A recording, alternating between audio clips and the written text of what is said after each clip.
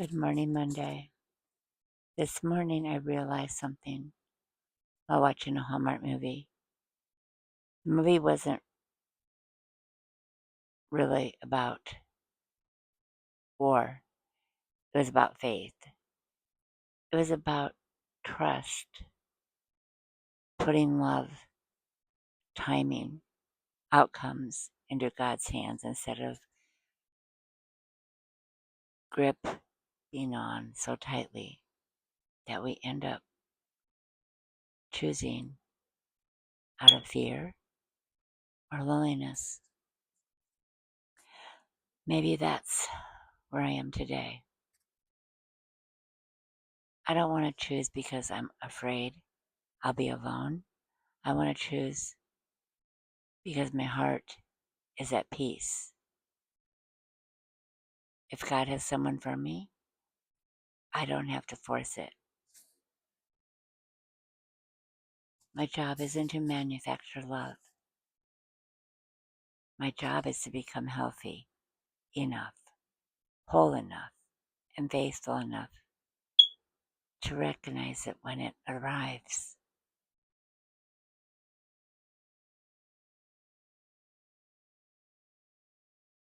This morning, I want to talk about sitting in the waiting room. And I'm not talking about a hospital or a doctor's office. I am talking about that waiting room of life where you hold on to hope, where you hold on to faith, and where you believe you will meet somebody who truly fits your life, somebody who fits you.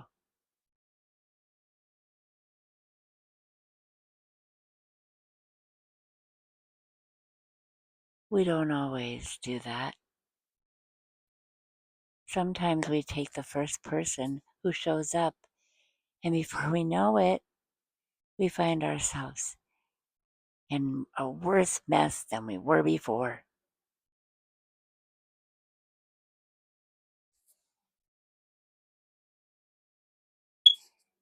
As I sat down last night and wrote chapter 3 of my book, I saw something I felt it. Then I read it back and I realized just how much anger I was still carrying from when my husband walked out in May 23. By the end of June, I chose someone who was not good fit for me and not a good person. He not only took my energy and my self-respect, but he also took me down another financial hole. I'm only telling you this because as women, we have to be a little choosy, especially as we grow older and wiser. I know I've spent a lot of time on my Dating Drama Young and Old podcast talking about the dating world and what happens when you're suddenly thrown back into dating after being married for a very long time or after being widowed.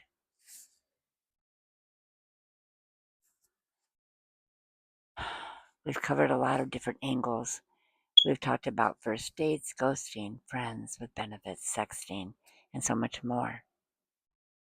But I don't think we've ever had a real conversation about the waiting room of faith. We've talked about dating yourself, and I think for me, that's been a very strong and powerful thing. I don't have to wait for someone to show up in order to live my life. I want to be out in the world. I want to do things. So I do them alone. But I don't want to end up being alone forever because I end up having conversations with people when I'm out by myself.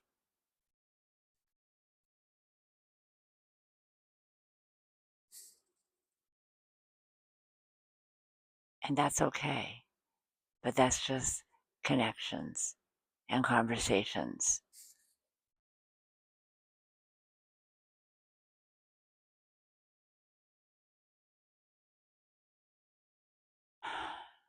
Having my podcast has given me an angle. It's opened doors to meet people and hear their stories. For you, it may talk to people, you may share your life, you may not have a microphone to grab people's attention the way I do. As a dating coach, I give advice, help people. Sometimes I help them find resources. But honestly, I'm still in the waiting room, looking out that window, waiting for him to show up. And more importantly, learning to stay here in faith instead of frustration. I'm still alone, waiting for that door or window to open and for God to say, here he is. This is the one I chose for you.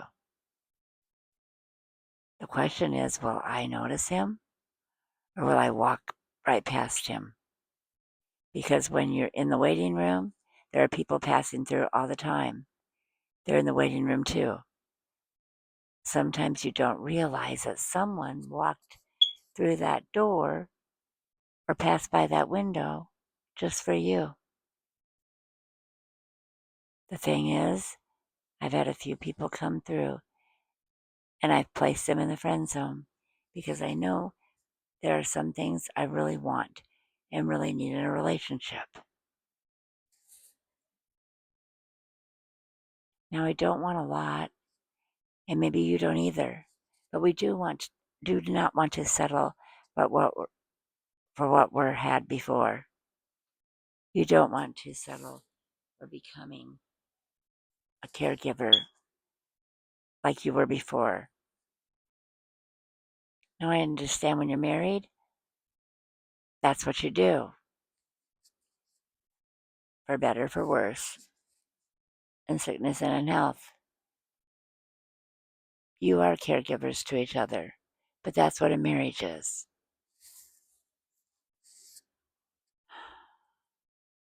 But unfortunately, some of those sicknesses and in health situations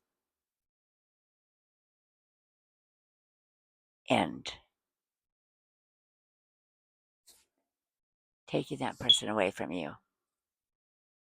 Believe me, that sucks.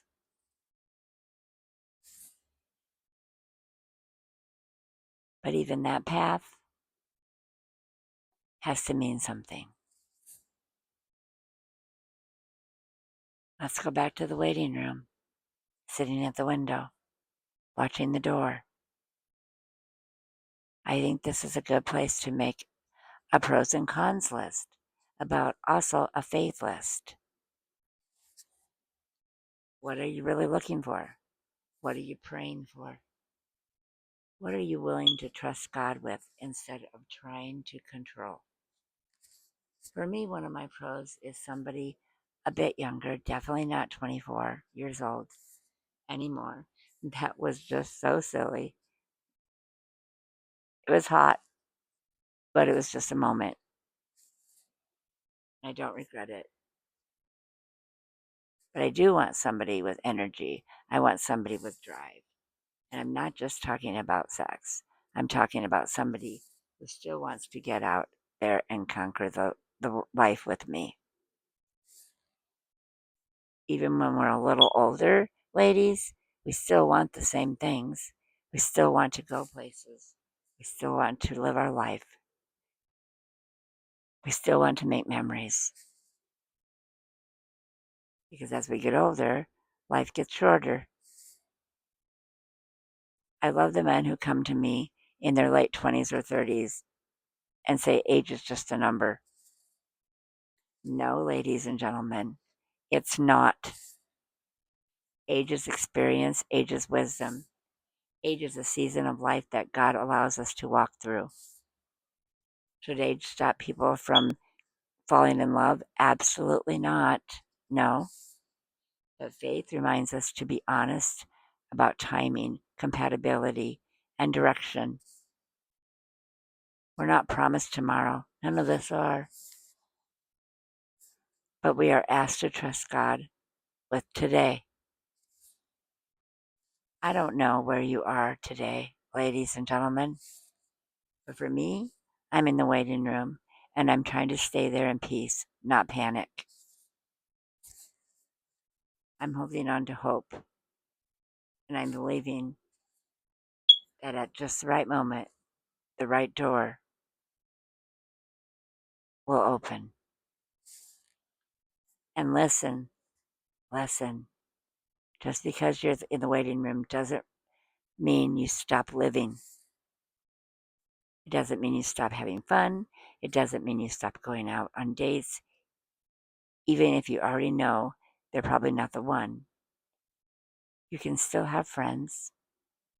You can still enjoy life.